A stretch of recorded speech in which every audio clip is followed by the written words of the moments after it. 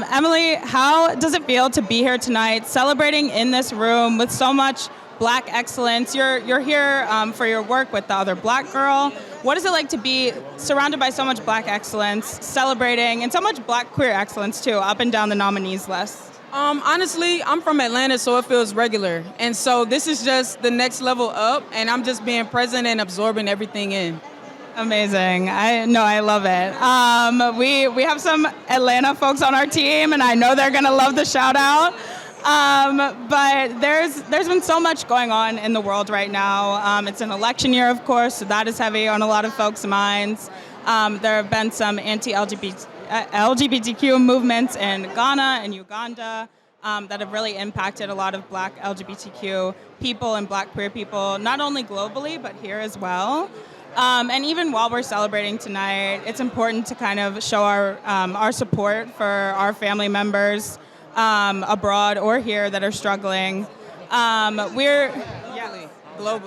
And we're talking a lot tonight too about the fact that a lot of Black queer youth don't grow up with affirming images for themselves or possibility models of where they could go or what they could do.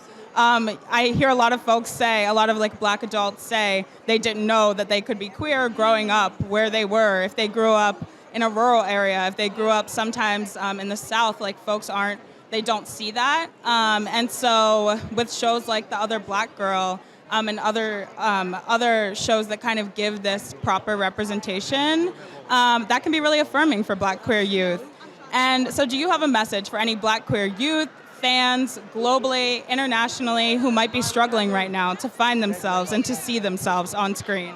Yes, no, really, at the end of the day, it's always just about being yourself, because no matter who you are, there are people out and about that'll have something to say about how you show up in the world, and you can't avoid that.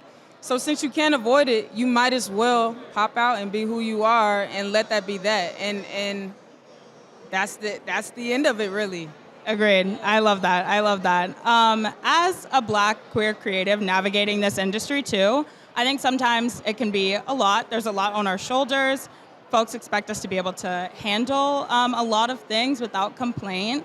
If there was one thing you could see change in the industry, what would that be? Especially for you, like working a little more like behind the scenes, like composing, doing that kind of work. Are there any changes you'd like to see implemented? Yeah, I just would love for women, and especially Black women, to have the same access to the resources that men and just, other folks get at the level that we work. You know what I'm saying? That's really my biggest thing. Is like, we need the same exact thing to do what we need to do, and we need the support to bring our value to the table as well. And I think that's really the core of what I would change. It's like, we just need equal resources.